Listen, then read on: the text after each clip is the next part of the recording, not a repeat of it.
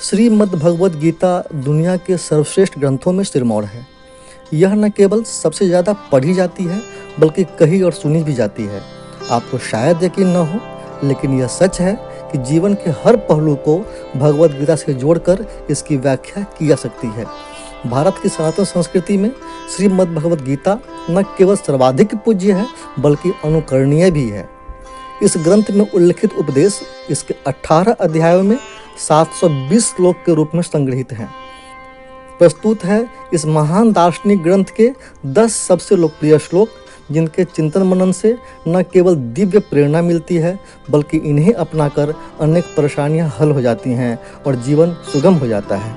लेकिन आगे बढ़ने से पहले आपसे आग्रह है, इस वीडियो को शुरू से लेकर अंत तक देखें। हमें उम्मीद है इस वीडियो में दी गई जानकारी आपको रोचक और अच्छी लगेगी।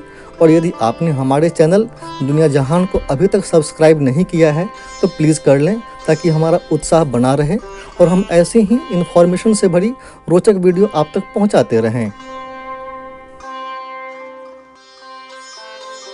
नैनम छिद्रन्ति शस्त्राणि नैनम दहति पावकः न चैनम क्लेदयन्त्यापो न शोषयति मारुतः। द्वितीय अध्याय श्लोक 23। इस श्लोक का अर्थ है, आत्मा को न शस्त्र काट सकते हैं, न आग उसे जला सकती है, न पानी उसे भिगो सकता है, न हवा उसे सुखा सकती है। यहाँ भगवान श्री कृष्ण ने आत्मा के अजर अमर और शाश्वत होने की बात की है। हतो वा प्राप्यसि स्वर्गम जित्वा वा भोक्ष्यसे महीम तस्मात् उत्तिष्ठ कौन्ते युद्धाय कृत निश्चयः। द्वितीय अध्याय श्लोक 37। इस श्लोक का अर्थ है, यदि तुम यानी अर्जुन युद्ध में वीर गति को प्राप्त होते हो तो तुम्हें स्वर्ग मिलेगा, और यदि विजयी होते हो तो धरती का सुख भोगोगे। इसलिए उठो हे कौन्ते और निश्चय करके युद्ध करो। यहाँ भगवान श्री कृष्ण ने वर्तमान कर्म के परिणाम की चर्चा की है। तात्पर्य यह कि वर्तमान कर्म से श्रेष्ठकर और कुछ भी नहीं है। यदा यदा ही धर्मस्य ग्लानिर्भवति भारतः अभ्युत्थानं धर्मस्य तदात्मनं सृजाम्यहम्। चतुर्थ अध्याय श्लोक 7। इस श्लोक का अर्थ है, हे भारत, जब जब धर्म की ग्लानि यानी उसका अपमान या लोप होता है और अधर्म में वृद्धि होती है, तब तब मैं श्री कृष्ण धर्म के अभ्युत्थान के लिए स्वयं की रचना करता हूँ, अर्थात अवतार लेता हूँ। परित्राणाय साधूनां विनाशाय च दुष्कृतां धर्म संस्थापनार्थाय संभवामि युगे युगे। चतुर्थ अध्याय श्लोक 8। इस श्लोक का अर्थ है, सज्जन पुरुषों के कल्याण के लिए और दुष्कर्मियों के विनाश के लिए और धर्म की स्थापना के लिए मैं श्री कृष्ण युगों युगों से प्रत्येक युग में जन्म लेता आया हूँ। कर्मण्येवाधिकारस्ते मा फलेषु कदाचन मा कर्म फल हेतुर्भूर्मा ते संगोस्त्वा कर्मणि। द्वितीय अध्याय श्लोक 47। इस श्लोक का अर्थ है, कर्म पर ही तुम्हारा अधिकार है, लेकिन कर्म के फलों में कभी नहीं। इसलिए कर्म को फल के लिए मत करो और न ही काम करने में तुम्हारी आसक्ति हो। यह श्रीमद् भगवद गीता के सर्वाधिक महत्वपूर्ण श्लोकों में से एक है, जो कर्मयोग दर्शन का मूल आधार है। ध्यायतो विषयान पुंसः संगस्तेषु पजायते संगास्त्र संजायते कामा कामात् क्रोधो अभिजायते। द्वितीय अध्याय श्लोक 62।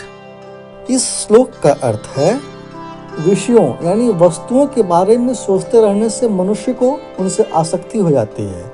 इससे उनमें कामना यानी इच्छा पैदा होती है और कामनाओं में विघ्न आने से क्रोध की उत्पत्ति होती है।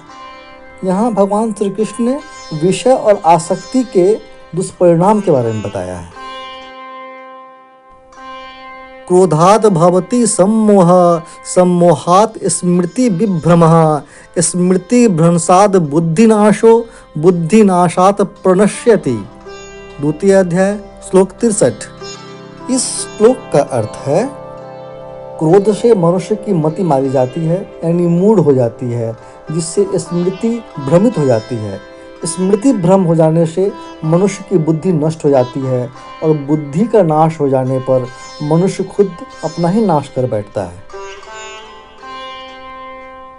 यद्यदाचरति श्रेष्ठस्तदेवेत्रो जनः स यत् प्रमाणम कुरुते लोकस्तदनुवर्तते। तृतीय अध्याय श्लोक 21। इस श्लोक का अर्थ है, श्रेष्ठ पुरुष जो आचरण यानी जो काम करते हैं, दूसरे मनुष्य यानी आम इंसान भी वैसा ही आचरण वैसा ही काम करते हैं।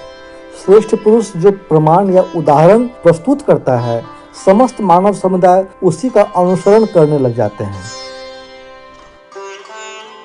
श्रद्धावान लभते ज्ञानम तत्परः संयतेन्द्रियः ज्ञानम लब्ध्वा पराशांतिम चिरेणाधिगच्छति। चतुर्थ अध्याय श्लोक 39। इस श्लोक का अर्थ है, श्रद्धा रखने वाले मनुष्य, अपनी इंद्रियों पर संयम रखने वाले मनुष्य साधन परायण हो अपनी तत्परता से ज्ञान प्राप्त करते हैं।